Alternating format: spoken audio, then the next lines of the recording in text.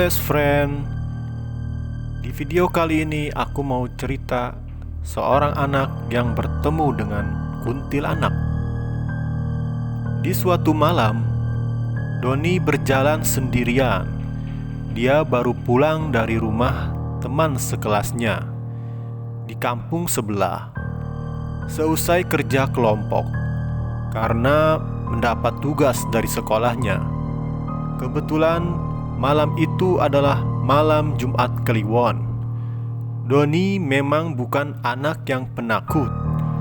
Dia sudah biasa jalan sendiri melewati jalanan kampungnya. Walaupun memang jalanan itu sepi, tetapi tiba-tiba entah kenapa bulu kuduk Doni tiba-tiba merinding waktu melewati sebuah rumah kosong.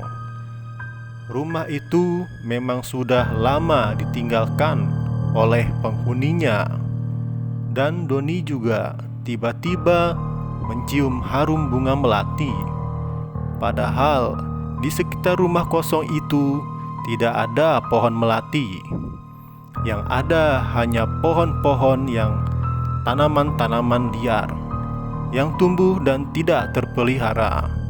Tetapi sesampainya di ujung jalan rumah kosong itu, ternyata di situ ada pohon mangga. Doni berkata di dalam hatinya, "Pohon mangga ini siapa yang menanam ya?" Lalu tersirat di dalam hati Doni ingin melihat pohon mangga tersebut. Siapa tahu ada mangga yang matang. Doni pun mendekati pohon mangga itu sambil melihat ke arah atas pohon mangga.